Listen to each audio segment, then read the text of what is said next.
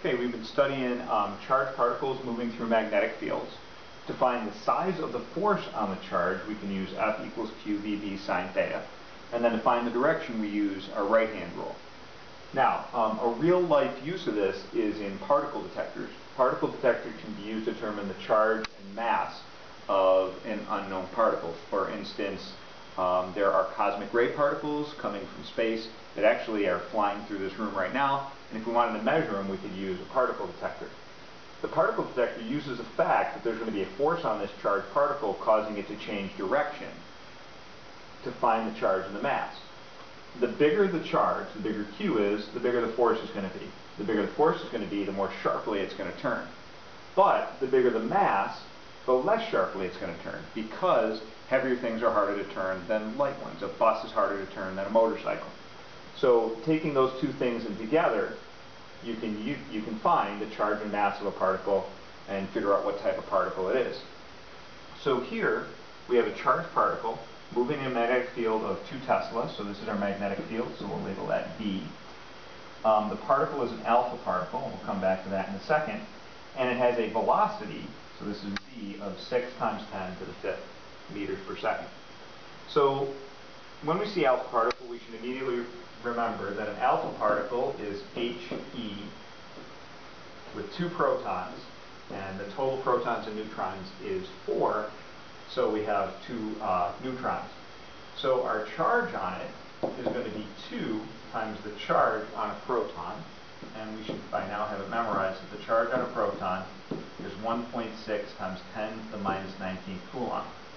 So our charge altogether for the alpha particle is going to be 3.2 times 10 to the minus 19 coulombs.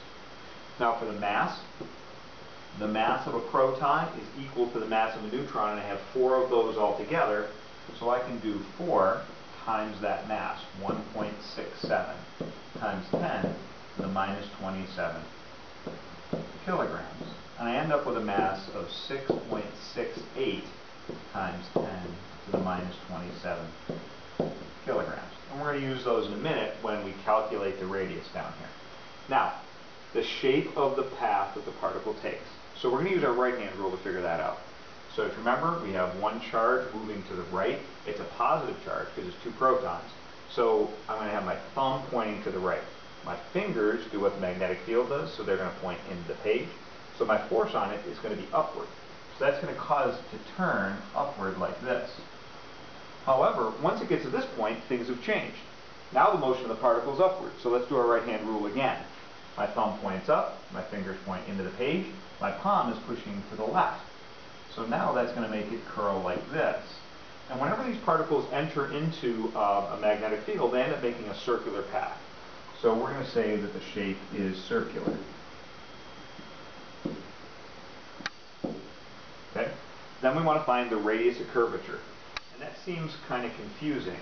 We have to think back to our circular motion unit. And for our circular motion unit, we said we are probably always going to start with F net equals ma. Well, for the force side of it, the force on it is this right here, QVB. I'm going to ignore the sine theta because they're at right angles. It's moving this way, and the magnetic field is into the page. They're at right angles, so I don't have to worry about that sine theta. So my F is just going to be QVB. M, and if you remember for circles, A is equal to V squared over R. So that's my equation right there. Now, I can simplify this by canceling the velocity on this side with the squared over here, and I get QB equals MV over R.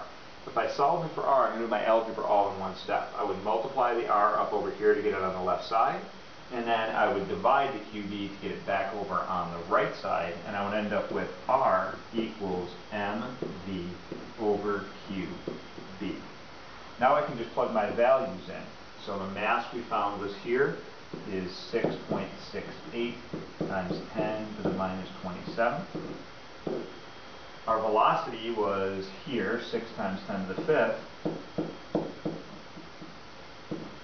We're going to divide that by our charge, Q, is 3.2 times 10 to the minus 19. and then our magnetic field B is 2 Tesla. If we do this out, we end up with a radius of 6.26 times 10 to the minus third meters.